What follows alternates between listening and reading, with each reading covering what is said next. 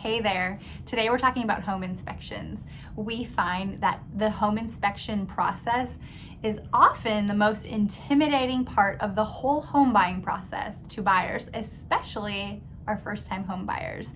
So I want to equip you with a few things that you can do to make this process less intimidating for yourself. Number one, you need to work with a good, experienced home inspector. If you are working with an agent that you trust and that is experienced, they absolutely should be able to refer you to a home inspector that does a great job. Your agent works with inspectors almost daily, and trust me, they know who is able to answer questions, who has found things that could have been a big issue, who has steered their clients well. So number one, work with somebody that's got a good reputation, that your agent trusts, and follow the gut there. And that is exactly part of the fear, I think, of the inspection process, is the unknown and buyers not having any idea what they're gonna find. Okay, so if you can spend $500 to avoid a $5,000 bill later, don't you think that makes sense? Yes. So trust your agent in that.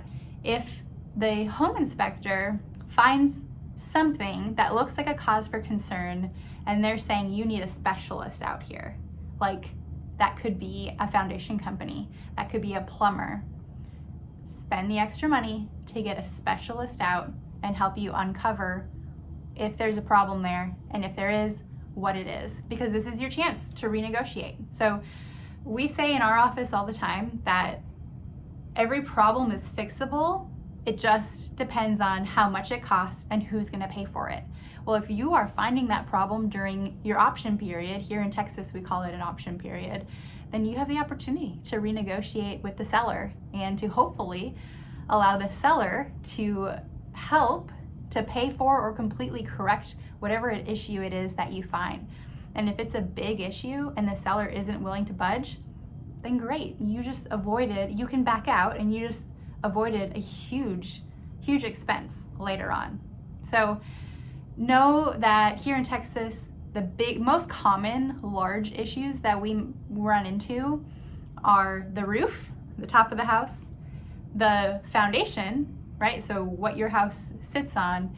And then I would say number three is plumbing. The roof and foundation can both be argued to be the most important part of your house because they kind of hold everything together.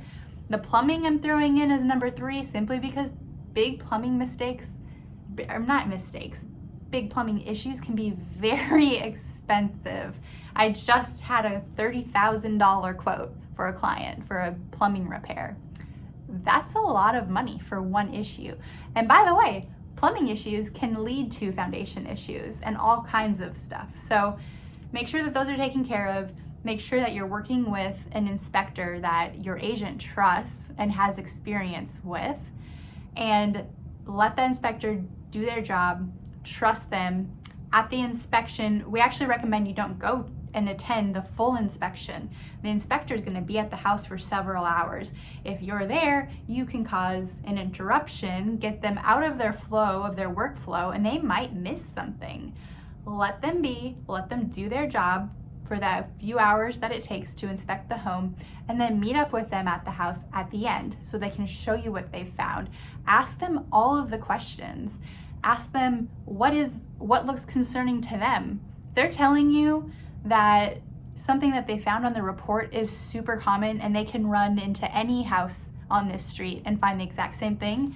Trust them in that. They know what they're talking about. Overall, work with experts. Ask as many questions as you need to. You can always call back and ask questions later as you think of them.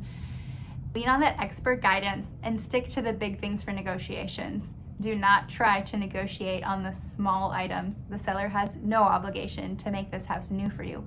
Unless, of course, you're buying a new construction home. Then it's a completely different story, and we'll chat about that in a different topic.